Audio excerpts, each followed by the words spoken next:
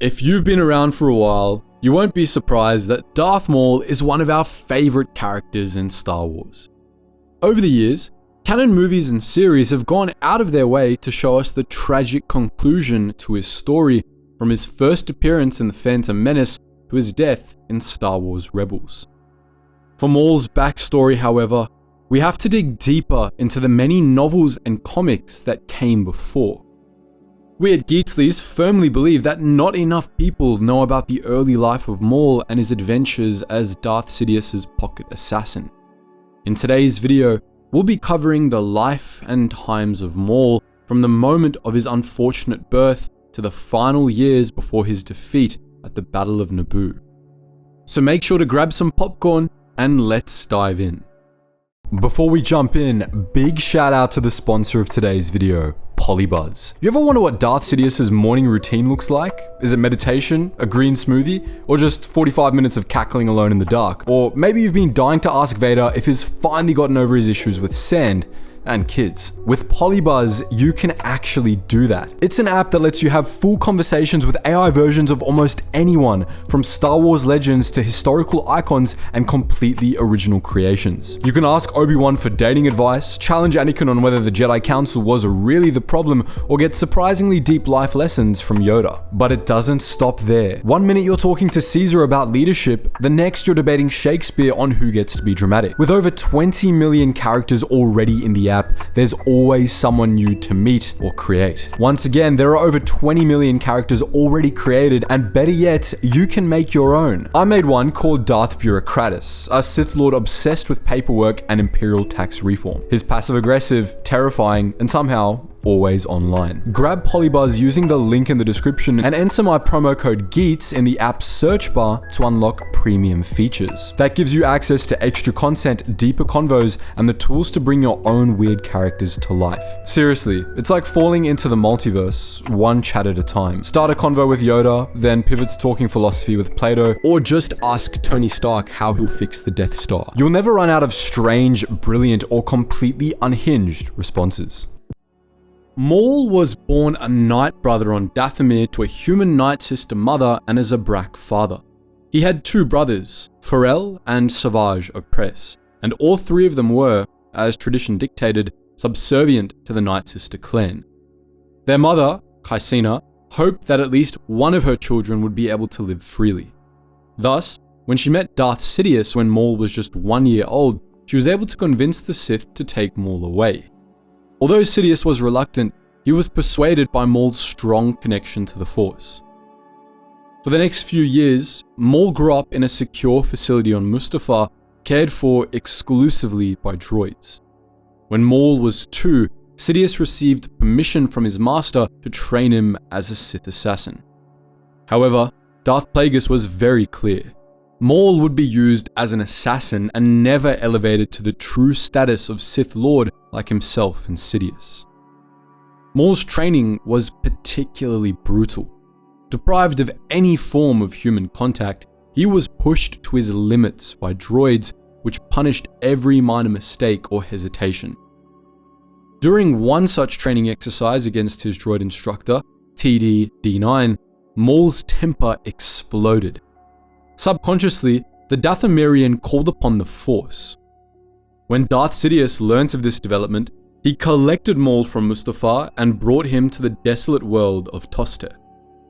There, Sidious began explaining the nature of the Force to his new apprentice, goading him to rely on his anger. On Mustafar, he continued Maul's training, exacerbating his anger while teaching him about the extensive history between the Jedi and the Sith. Thus began Maul's indoctrination. Very soon, the boy hated the Jedi, believing them to be weak while the Sith were strong. This, of course, was the whole point.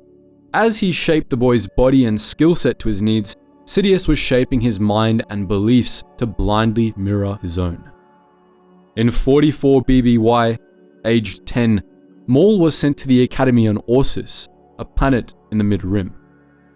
At this academy, students studied to become assassins, spies, trackers, and soldiers, but it wasn't affiliated with the Sith. Thus, Sidious instructed Maul to avoid using the Force openly, telling him to rely only on his innate precognition. Sidious presented his young charge to the Academy overseers, requesting that he be trained to become his future bodyguard. Although highly skilled, Maul had a hard time acclimating to Academy life.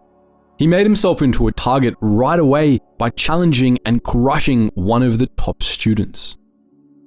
Over the next 5 years, he made both friends and enemies.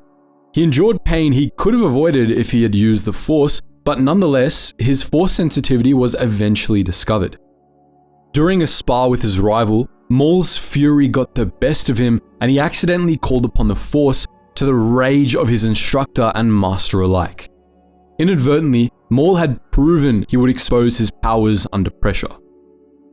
Maul's final test came in 37 BBY when Sidious abandoned him on Hypori. At this point in time, Maul was 17. He'd been forged into a living weapon, deadly with the lightsaber and the Force alike.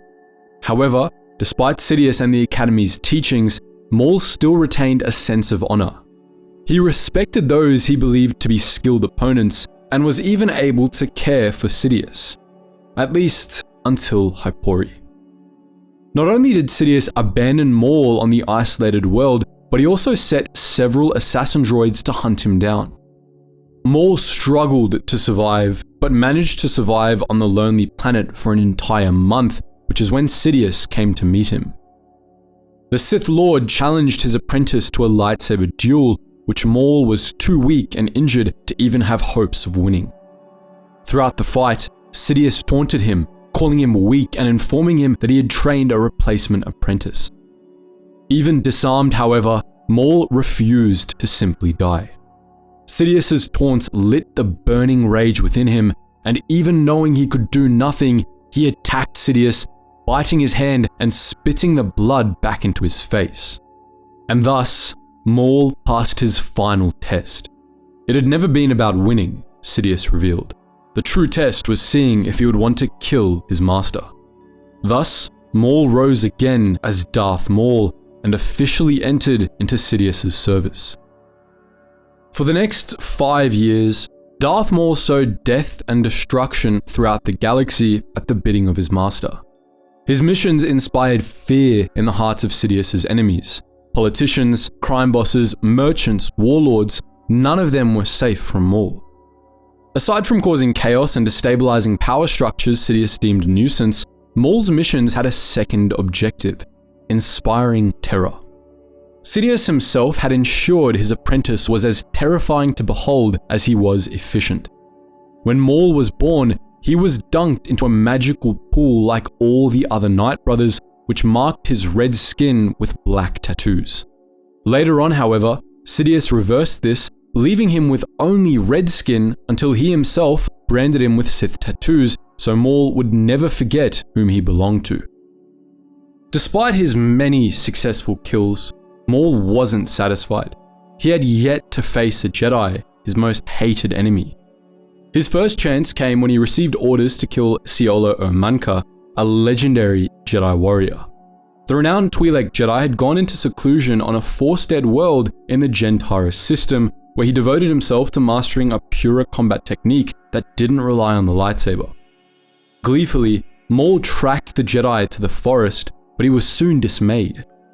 Their first encounter ended with Maul fleeing for his own safety. Rather than returning to Sidious and being killed for his failure, however, Maul decided to fight smarter. He created a second lightsaber, which he welded onto the back of his first one, creating a double-bladed lightsaber. When he and Manka next clashed, he kept the second blade hidden until an opportune moment, and surprised the Jedi with it and claimed his life. Another early mission saw Maul imprisoning the Umbaran Sly Moore, a gifted Force adept. Sidious was then able to present himself as her savior, thus bringing her to his side. On another side quest in 34 BBY, Maul was sent to the planet Chiria in the Mid-Rim to negotiate on the Trade Federation's behalf. His mission was to coerce the spice merchants of the world to sign an agreement with the Trade Federation. Maul almost succeeded, but when a protest sparked a planet-wide rebellion that resulted in the destruction of their entire spice stores, Maul had to admit failure. As a result, he was severely punished. In 33 BBY, Maul was trusted with managing the Yunchori crisis. The Yunchori were a belligerent reptilian species known for their natural resistance to mind-affecting force powers who would become members of the Republic in 58 BBY. They had embraced the influx of technology and firepower, using them to build an armed force with dreams of conquest. Aiming to begin the process of destabilizing the Republic from within, Darth Plagueis and Sidious decided to cause the Yunchori to start a war with the Republic. This would have the added benefit of eliminating the Yunchori as a local power before they and their force resistance became a threat to the Sith. Maul was subsequently sent to Coruscant to hire Vimar Grak, a bounty hunter. Although negotiations started off rocky, with the aid of Sidious, they were able to bring Grak on board. Step 1 was supplying the Yunchori with weapons such as Cortosis shields. Step 2 was 6 months later, when Yunchori seceded from the Republic and attacked their planetary neighbors. 6 months after that, they killed 2 Jedi and their bodies were dumped in Supreme Chancellor Valorum's office by Sidious's henchmen. The final step was for the Yunchori to attack the Jedi Temple itself. Despite Maul begging his master to let him fight alongside them, Sidious held him back. When it was time for the final step, Maul remained in the works, watching as the Yunchori prepared to assault the temple. Although some Jedi perished, the Yunchori were beaten back summarily and the uprising quashed, much to Maul's dismay. Once again, the Dathomirian showed not only pride but also the desire for disobedience. He kept insisting he could have taken out every Jedi in that temple if Sidious had only allowed him to go. His master put him in his place, then sent him on to his next objective, Dorvala, where the Sith would finally bring the Trade Federation into their hands. The keys to this scheme were Lomite Limited and Intergalactic Ore, 2 corporations that operated out of Dorvala. The goal was to get these 2 companies to destroy each other so that the Trade Federation would be able to secure a monopoly over the ore and trade routes. Once Dorvala was taken care of, Viceroy Gunray, who Sidious had recruited as a pawn, would be given a position on the Trade Federation Directorate. Despite Maul's distaste for the Neimoidians, Sidious assigned him the mission with an added warning not to expose his identity as a Sith. And so, Maul journeyed to Dorvala, where the living conditions were bad enough to shock even him. The environment was dank and unpleasant, and the people seemed to operate lawlessly.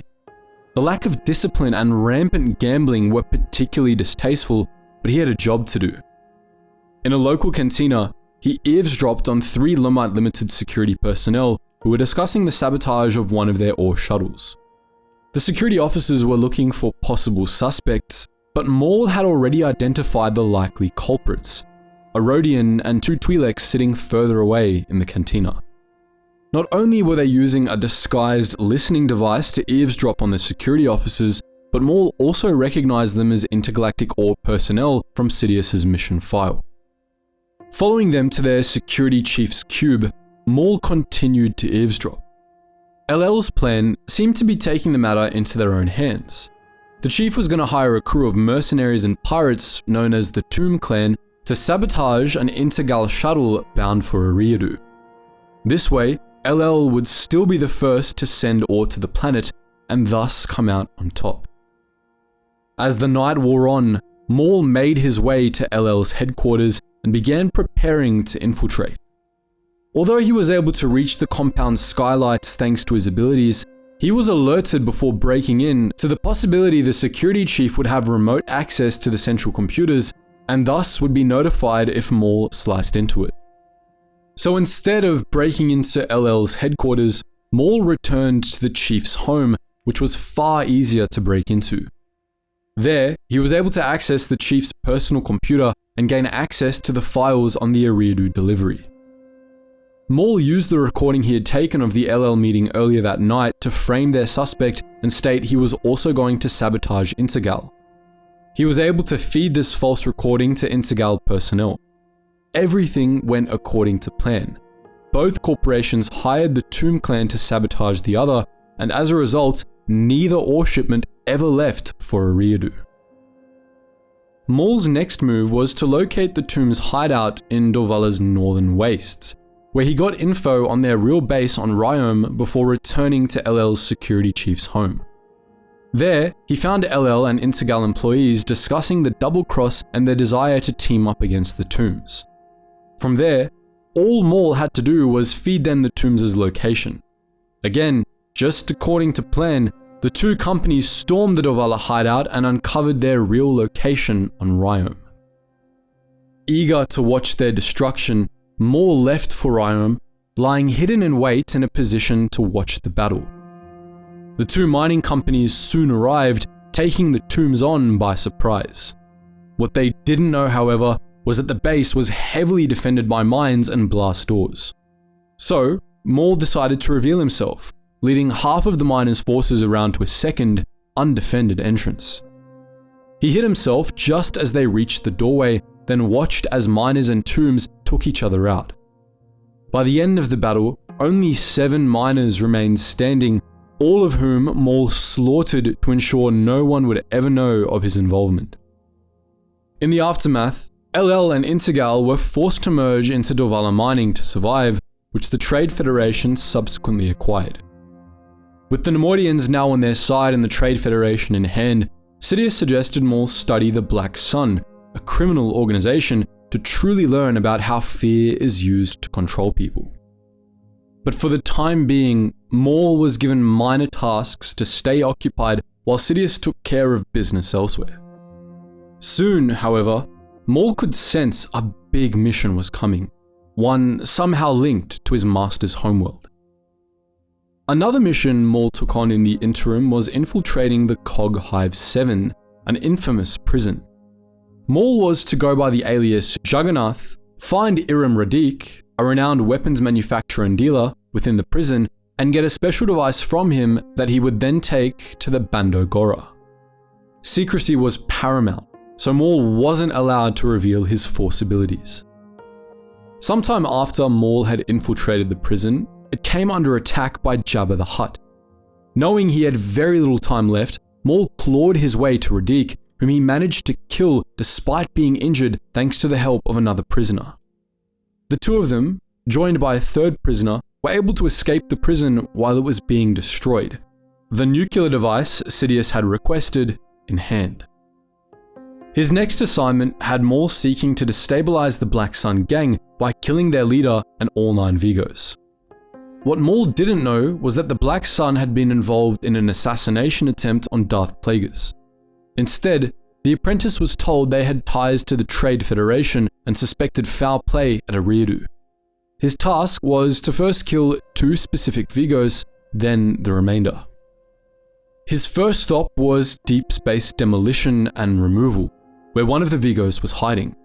After infiltrating the hideout, he slaughtered his way through the Vigos' entire personal quarters, save for one person he kept alive to contact the other Vigos. The rumor he allowed to spread was that the Black Sun was in an internal fight, with at least one Vigo plotting to overthrow their leader. On his way out, Maul rigged the space station to explode before making his way to his next victim, who lived on Duck.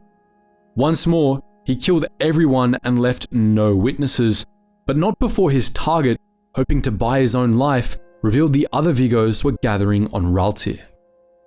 On Raltir, Maul deployed the Dark Eye probe droids he had built in between previous missions. Thanks to their intel, he determined the Black Sun leader and remaining Vigos were within the fortress, guarded by their personal bodyguards and a legion of Black Sun premium enforcers. Once again, with the instruction to leave none alive, Maul prepared for the assault. Without the need for stealth any longer, Maul drew his lightsaber on his approach to the fortress, killing the sentries quickly. He force-leapt into the courtyard of the fortress, landing in the middle of the Black Sun enforcers, which he took on in melee combat, overpowering them with ease and cutting them all down. With the Legion dispatched, he used his saber to slice his way through the heavy fortress door, where he came face to face with the elite Vigo bodyguards. it took less than a minute for Maul to murder his way through them all in a terrifying display of skill and primal killing intent.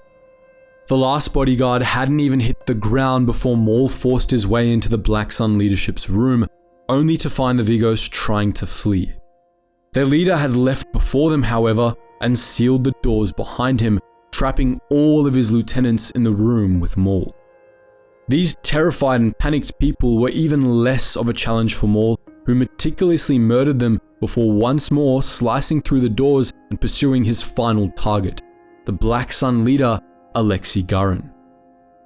Before he could get to Gurren, however, Maul had to face his Night Sister bodyguard. Although he had been warned to be wary of her, it took only a few blows before he killed her too. Finally, there were no more obstacles between himself and Gurren. He'd almost made it to his private ship before Maul leapt into his path. Although clearly disbelieving and frightened that a single person had slaughtered his entire fortress, the Black Sun leader still tried to fight Maul off. The two wrestled and fell into the reservoir below, where Maul drowned his opponent. In the end, Darth Sidious was both pleased and displeased with Maul's actions. Although the apprentice had completed his mission, he'd also bragged to Alexei Gurren about the existence of the Sith, which greatly displeased Sidious. Regardless, no witnesses had survived, and the Black Sun had been thrown into disarray, allowing for the Sith's plans to unravel as planned. Maul was then sent back to Mustafar to resume his training. Sidious had further need to condition his apprentice, which is why he sent him to an unknown planet in the Outer Rim. On this planet, Sidious claimed to have felt a disturbance in the Force by an unknown Force user. This person, it turned out, was one Silas, a Drovian Force sensitive who used his Force abilities to win fights in a gambling den. Maul was disgusted, but he delivered Sidious's message to the man. To his horror, hologram Sidious promised Silas Maul's place as his apprentice if the Drovian could kill him. This promise shook Maul enough that he almost lost to Silas in the cage. When Maul remembered he could use his rage and fear to fuel his powers in the dark side, however, he was able to overpower Silas and murder him. By 32 BBY, Maul's missions were helping the Sith prepare for the coming war, whether he knew it or not. On his next assignment, he was sent to solve a problem reported by Newt Gunray. According to Gunray, Bartok assassins had stolen 50 illegal prototype Vulture droids equipped with hyperdrives belonging to the Trade Federation. Gunray's guess is that the assassins wanted to use those fighters to frame the Trade Federation for an attack. The issue was that Sidious had intended for those ships to be used in conquering Brental so he could control the Hydian Way and the Polemian trade route. To complicate matters even further, the Jedi Order had learnt of the stolen ships and they couldn't find out about their real intended purpose. Thus, armed with a data card that would allow him to remote control the Vulture droids from his ship, Maul was sent after the assassins to the SLS system with the goal of either retrieving the ships or destroying them. As a bonus objective, he was to find whomever had ordered the Bartoks to go after the fighters and make sure they wouldn't repeat that mistake again. After first gathering all his tools, Maul departed for the SLS system, making sure to equip his ship with the data card that would allow him remote access to the Vulture droids. When he arrived to the system, he used his ship's scanners to figure out the Bartoks were bound for Corellag in the Corellis system, though along the way, they had deviated from their path and made for Raltir instead, possibly because they had noticed Maul scanning them. Heading after them, Maul devised a plan. He intended to allow himself to be captured to lull his opponents into a false sense of security, then take them out. Once planetside, he left his ship hidden away in a ravine, scouting the Bartok's fortress, a large, 7-floored monstrosity with 3 turrets on its roof. Using an unsecured window, Maul slipped into the fortress, willingly right into the path of a Bartol assassin. The assassin promptly disarmed and arrested him before leading him deeper into the compound. As they crossed the inner courtyard, Maul was able to spot half of the stolen Vulture droids, as well as the Bartok freighter, 1 starfighter, and even more assassins. Thanks to their advanced sensors, the assassins were also able to find his ship, capturing both it and his droid. Back at the fortress, Maul and his droid were placed into separate cells.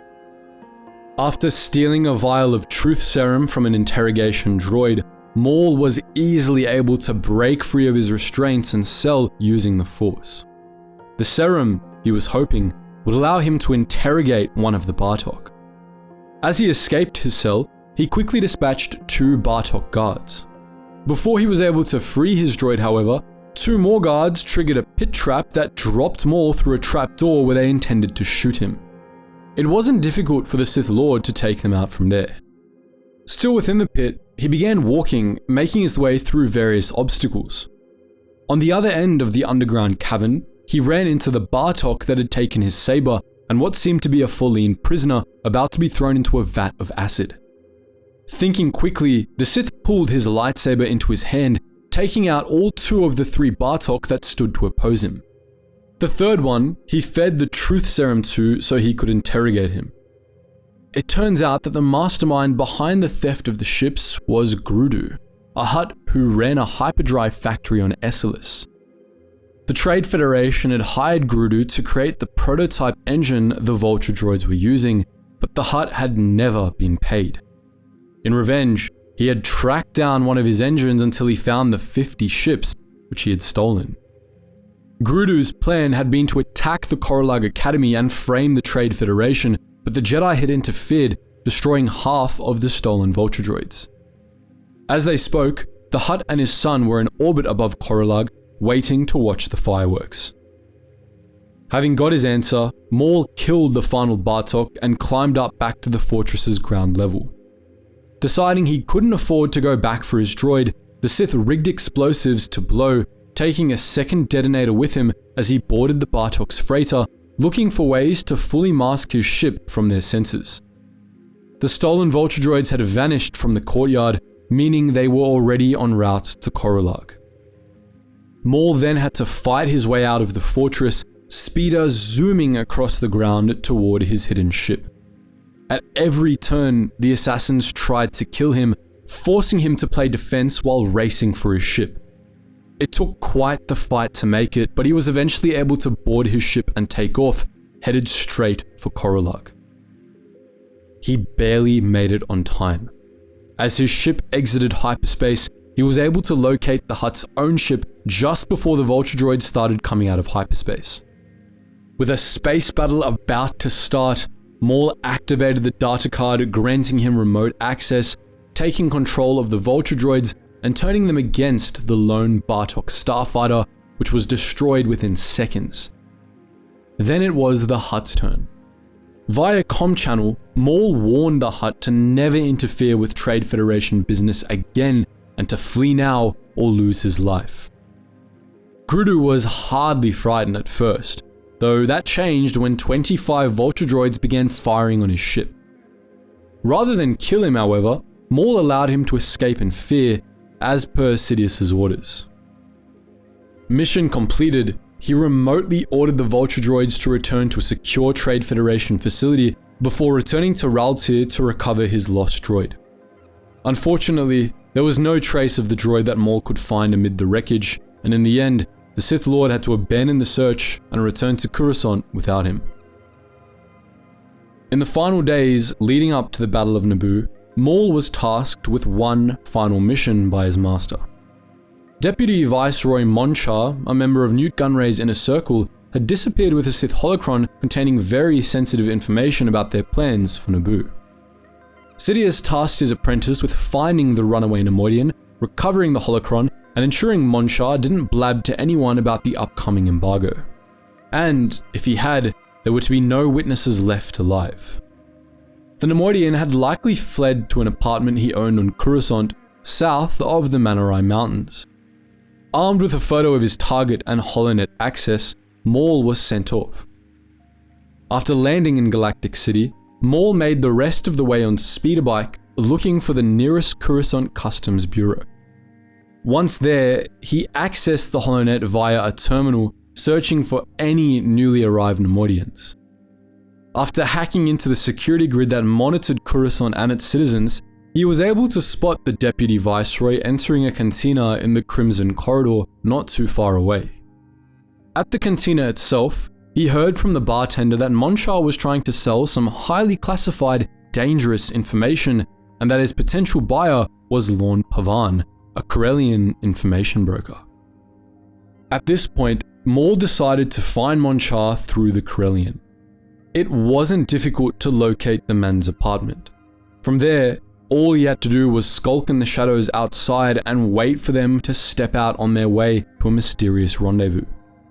Maul followed him to a nearby tavern, the Dubak Inn, where he spied Pavan and Monchar sitting at a table and conversing.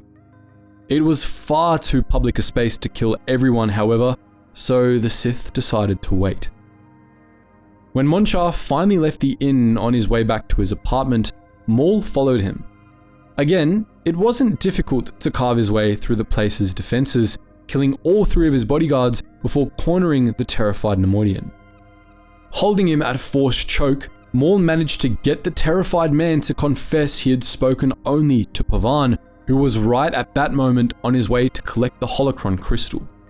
And so, Maul killed him, tossing aside his body before going after the Corellian. But things weren't that simple. No sooner had Maul killed Monchar than a bounty hunter known as Mahuit Lin broke into the Neimoidian's apartment. She'd been hired by the Trade Federation to bring Monchar back alive, which was now very much impossible.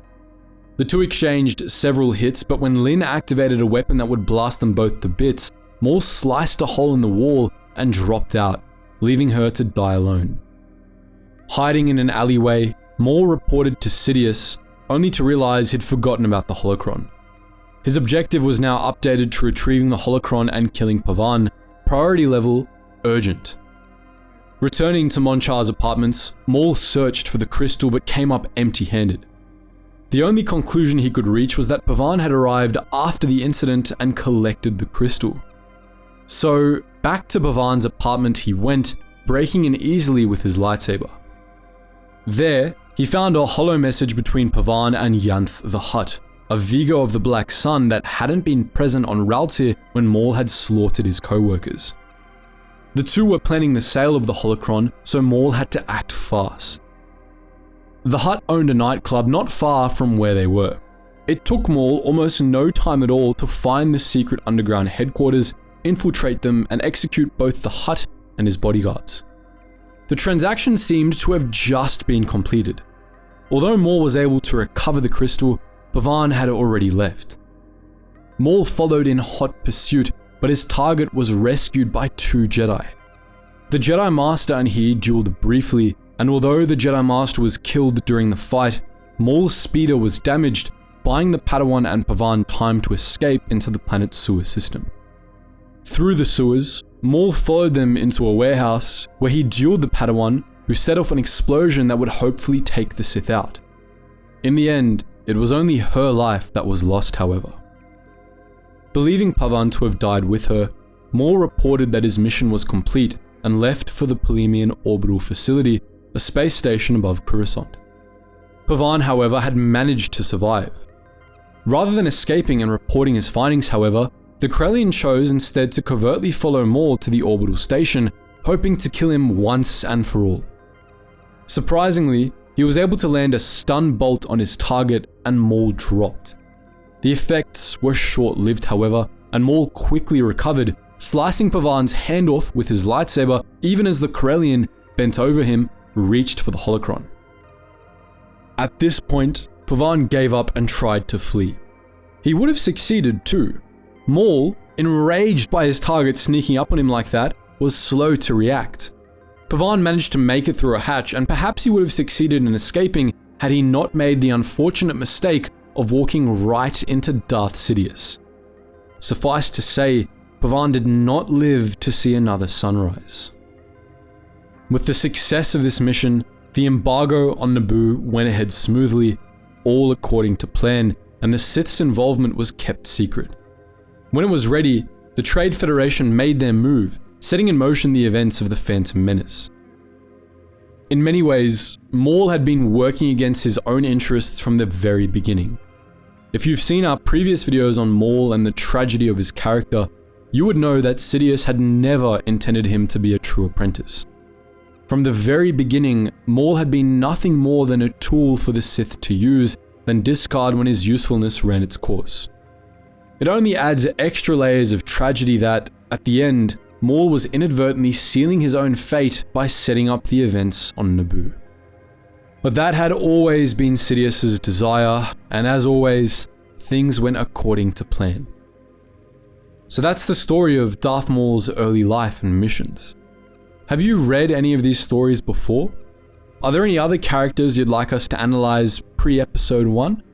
Let us know your thoughts in the comments section below, and as always guys, thank you so much for watching, and I hope to see you in the next video.